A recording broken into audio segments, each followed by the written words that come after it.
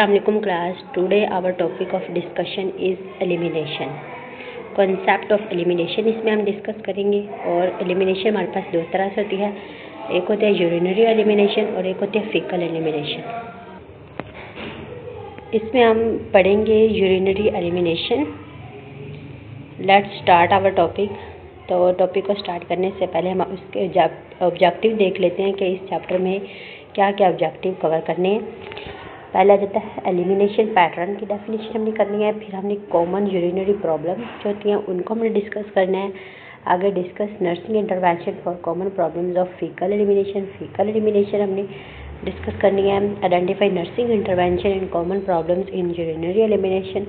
Urinary elimination के अंदर एक नर्स का क्या इंटरवेंशन होती है वो हमने डिस्कस करना है।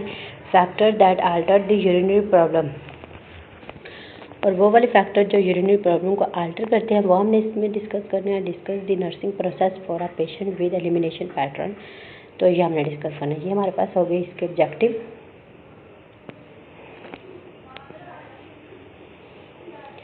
नेक्स्ट हमारे पास अब हम अपना मेन टॉपिक शुरू करते हैं। उसमें आ जाता है यूरिनरी सिस्टम।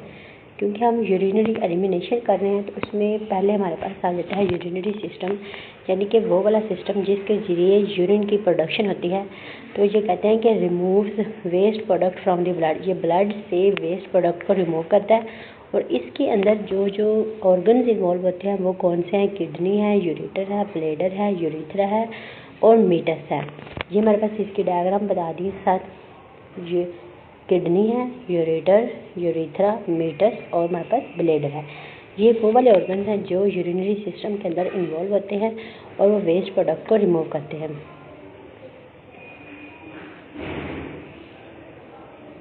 अब हम पढ़ते हैं कि एलिमिनेशन की हमारे पास डेफिनेशन क्या होती है। कि elimination is the expulsion of waste product from the body through the skin, lungs, kidney and rectum. Rectum के ज़रिए, किडनी के ज़रिए, लंग्स के ज़रिए, हमारे पास जो स्किन है उसके ज़रिए जो वेस्ट प्रोडक्ट हमारे पास बॉडी के जो निकल रहे हैं उसको हम कहते हैं एलिमिनेशन। अब देखिए स्किन के ज़रिए हमारे जो होते हैं वेस्ट प्रोडक्ट, साल्ट्स वगैरह, वाटर रिलीज़ होता है। इस तरह लंग्स से हमारे पास कार्बन डाइऑक्साइड रिलीज़ होती है। किडनी से यूरिन की प्रोडक्शन होती है और रेक्टम में हमारे पास जो फीसिस की एलिमिनेशन होती है। तो ये तमाम के तमाम वो ऑर्गन्स हैं जो एलिमिनेशन के अंदर हेल्प आउट करते हैं। अब क्योंकि हमारा बेसिक टॉपिक है यूरिनरी एलिमिनेशन तो हम उसको डिस्कस करते हैं। Is the removal of the waste product from the body through urinary system. Urinary system के ज़रिए हम बॉडी के अंदर जो वेस्ट प्रोडक्ट होते हैं उसको हम एलिमिनेट करते हैं। अब स्टूडेंट हम पढ़ते हैं कि review of physiology of urinary elimination, यानी कि जो यूरिनरी एलिमिनेशन है उसके हमने फिजियो को रिव्यू करना है। कि when the urine is collected in the bladder. Bladder हमने पीछे पढ़ा है ना कि वो क्या होता है। ये शुरू में ये हमारे पास है ब्लैडर, ये वाला क्या है? ब्लैडर है। तो इसकी बात वो कर रहे हैं कि जो हमारे पास ब्लैडर होता है जब उसके अंदर यूरिन कलेक्ट होता है and desire to void is experience due to the stimulation of the stretch receptor. कुछ सट्रैच रिसेप्टर होते हैं, जैसे उनकी स्टिमुलेशन होगी तो हमें वो एक्सपीरियंस होगा कि हमने वॉइड करना है, यानी कि यूरिनेशन करनी है। Okay, this sensation upper when the bladder is filled 250 to 450 ml। 250 से 450 ml जब हमारे पास ब्लैडर फिल हो जाता है तब यूरिनेशन की जो होती है ना वो एक्सपीरियंस होता है उसका कि हमने यूरिन करना होता है। और ये अडल्ट के अंदर है और चिल्ड्रन के अंदर 50 से 200 ml जब ब्लैडर फिल होता है तब यूरिनेशन अकर होती है। नेक्स्ट वो कहते हैं कि the stretch receptor transmit the message to void reflex centre in the spinal cord. हमारे पास जो सट्रैच, देखिए हमारे पास जो ब्लैडर होते हैं उसके सट्रैच रिसेप्टर स्टिमुलेट हुए ना, उनकी बात कर रहे हैं कि जो सट्रैच रिसेप्टर होते हैं ये फिर स्पाइनल कॉर्ड को के सेंटर की तरफ मैसेज सेंड करते हैं। वो कौन सा होता है सेंटर? वॉइडिंग रिफ्लेक्स सेंटर होता है। उसको ये मैसेज देते हैं कि अब यूरिनेशन करनी है। If the time is appropriate the brain sends message through spinal cord causing stimulation so that urine can be released from the bladder। अगर वो टाइम अप्रोप्रिएट है, प्लेस अप्रोप्रिएट है, तो फिर जो स्पाइनल ब्रेन होता है वो स्पाइनल कॉर्ड को मैसेज देता है कि अब यूरिन कर दें, तो उससे ब्लैडर जो होता है उससे यूरिन रिलीज़ हो जाता है। If the time and place are appropriate the external sphincter relax हो जाता है एंड यूरिनेशन टेक्स प्लेस होती है। अगर टाइम और प्लेस अप्रोप्रिएट है, जो हमारे पास एक्सटर्नल स्फिंक्टर होते हैं वो क्या होते हैं, वो रिलैक्स होते हैं और यूरिनेशन टेक्स प्लेस होती है। अब हम देखते हैं कि हमारे पास यूरिन की कंपोजिशन क्या होती है, कि एक यूरिन के अंदर क्या क्या चीज़ शामिल होती है। यूरिन जो होता है वो उसके अंदर 96% वाटर होता है, 4% हमारे पास सॉलिड्स होते हैं, और सॉलिड्स के अंदर क्या हो सकता है, ऑर्गेनिक और इनऑर्गेनिक सब्सटेंसेस होते हैं। ऑर्गेनिक की अगर हम देखें तो हमारे पास यूरिया है, यूरिक एसिड है, क्रिएटिनिन है, यूरिएट्स हैं, क्लोराइड्स हैं, फॉस्फेट्स हैं, सल्फेट्स हैं एंड ऑक्सैलेट्स हैं। ये हमारे पास यूरिन ऑर्गेनिक सब्सटेंसेस है। और जो हमारे पास यूरिन के अंदर इनऑर्गेनिक सब्सटेंसेस इन्वॉल्व होते हैं वो हमारे पास है sodium, potassium, calcium, chlorides, phosphate, sulphate, oxalates हैं। ओके, अब हमारे पास आ जाते हैं, नेक्स्ट हमारे पास आ जाता है कि जो हम characteristics of the normal range, कि एक नॉर्मल रेंज के अंदर यूरिन की क्या क्या करैक्टरिस्टिक्स होती हैं। कहते हैं कि यूरिन की जो हमारे पास वॉल्यूम होता है ना, वॉल्यूम, सबसे पहले हम वॉल्यूम को डिस्कस करते हैं कि वॉल्यूम में क्या होता है। वॉल्यूम हमारे पास 1000 से 2000 millilitre of the urine excreted होता है इन दी 24 आवर। एक दिन के अंदर 1000 से 2000 ml ऑफ यूरिन जो होता है वो एक्सक्रीट होता है, इतना वॉल्यूम होता है नॉर्मल रेंज। कलर हमारे पास कहते हैं जो नॉर्मल यूरिन होता है ना उसका पेल कलर होता है, एम्बर इन कलर होता है। When the quantity of urine is increase, जब क्वांटिटी इंक्रीज होती है तब उसका कलर जो होता है वो पेल येलो बन जाता है, और जब उसकी क्वांटिटी ऑफ यूरिन डिक्रीज होती है तब उसका कलर डीप येलो बन जाता है, मतलब गाढ़ा पीला बन जाता है। अब हम देखते हैं कि हमारे पास नॉर्मल जो होता है ना वो यूरिन किस तरह से अपीयर होता है। तो नॉर्मल यूरिन जो होता है इस क्लियर होता है विद नो डिपॉजिट्स, कोई इसके अंदर डिपॉजिट्स वगैरह नहीं होती। ऑर्डर की बात करें तो normal urine has an aromatic order होती है। और रिएक्शन की बात करें तो reaction of normal urine slightly acidic होता है, स्लाइटली एसिडिक होता है। स्पेसिफिक ग्रेविटी जो होती है वो हमारे पास वेरी करती रहती है। रेंज हमें बताई गई यहाँ पर 1.016 से लेकर 1.025। अगर हमसे पूछ दिया जाए स्पेसिफिक ग्रेविटी, अगर वो रेंज में पूछे तब आप लोगों ने ये वाला टिक करना है, ठीक है। और अगर हमारे पास रेंज में नहीं पूछा जाता तो इन दोनों में से कोई एक वैल्यू आएगी तो आप लोगों ने उसमें टिक कर देना है। नेक्स्ट हमारे पास है फैक्टर जो इन्फ्लुएंस करते हैं यूरिनरी एलिमिनेशन को। सबसे पहले है डेवलपमेंटल फैक्टर्स। डेवलपमेंटल फैक्टर्स में सबसे आ जाता है इन्फेंट्स आ जाते हैं, preschoolers, school age childrens और ओल्डर अडल्ट आते हैं। इन्फेंट्स की बात करें तो हमारे पास यूजुअली अमाउंट ऑफ वर्डिंग जो होते हैं ना इन्फेंट्स के अंदर। डेवलपमेंटल फैक्टर्स हैं, डेवलपमेंटल फैक्टर्स में हम देख लेते हैं कि जो इन्फेंट्स होते हैं उनकी जो अमाउंट ऑफ वर्डिंग होती है, यानी कि यूरिनेशन की जो अमाउंट होती है वो 15 से 60 ml होती है आ डे आफ्टर बर्थ के बाद, और इंक्रीजिंग 250 से 500 ml उनकी इंक्रीज हो जाती है आ डे। तो एन इन्फेंट में urinate as often as 20 times a day. अगर एक इन्फेंट जो है वो 20 टाइम्स अ डे यूरिन कर रहा है तो ये एक नॉर्मल रेंज में आता है। Its colour is colourless and odorless and has specific gravity 1.1 another 008 होते हैं। Infants are born without urinary control, उनका भी यूरिनरी कंट्रोल जो होता है वो इतना डेवलप नहीं होता जब वो पैदा होते हैं।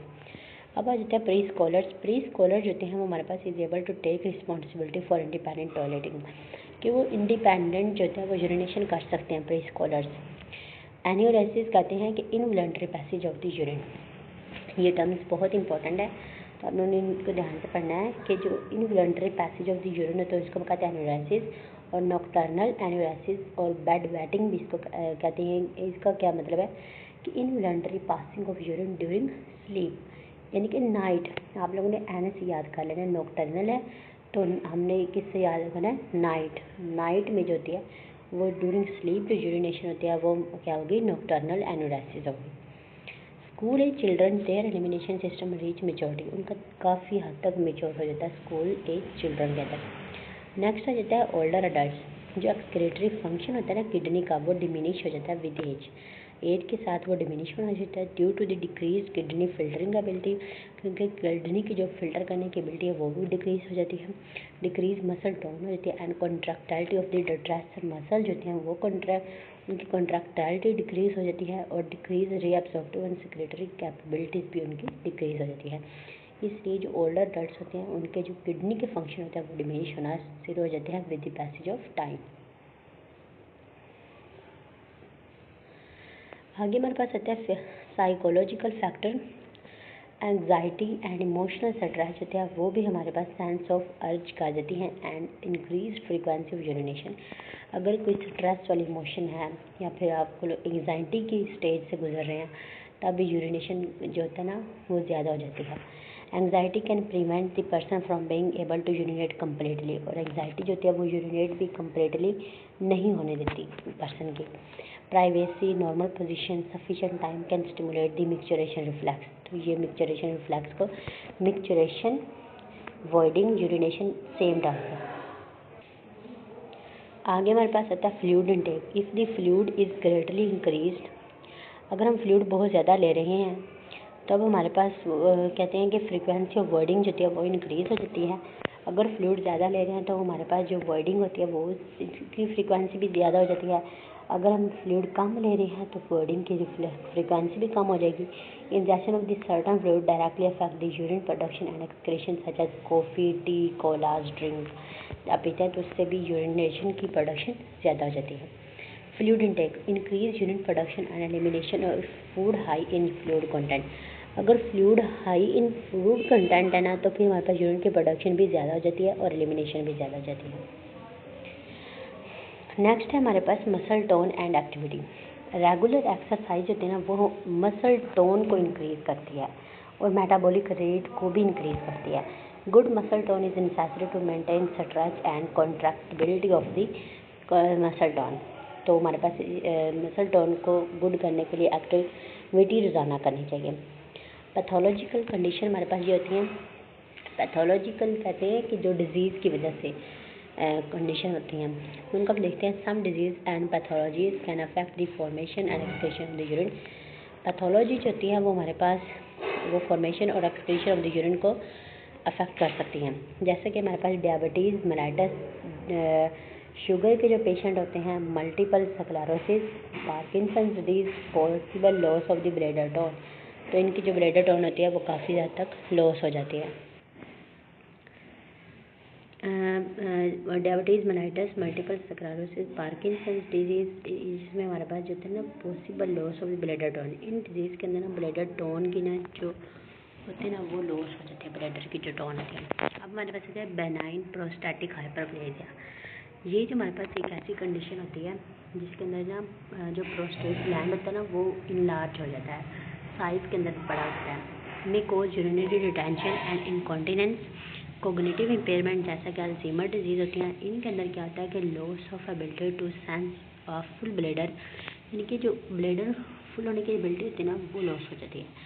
And unable to recall the procedure of voiding, कि इंसान को ये नहीं पता चलता कि मैंने बॉडिंग करनी है कि नहीं करनी, उसके ये जो सेंस होते हैं ना वो लॉस हो जाती है। ये देखिए हमारे पास ये है बेनाइन प्रोस्टैटिक हाइपरप्लेजिया। ये हमारे पास है नॉर्मल प्रोस्टेट ग्लैंड, प्रोस्टेट है इसके अंदर नॉर्मल है। इसके अंदर ना प्रोस्टेट ग्लैंड की जो ना हाइपरट्रोफी हो गया, यानी कि साइज में काफ़ी ज़्यादा बढ़ गया है। अब वो कहते हैं डायबिटीज़ इंस्पाइडर्स जो होते हैं वो भी इंक्रीज़ कर देते हैं यूरिन की प्रोडक्शन को।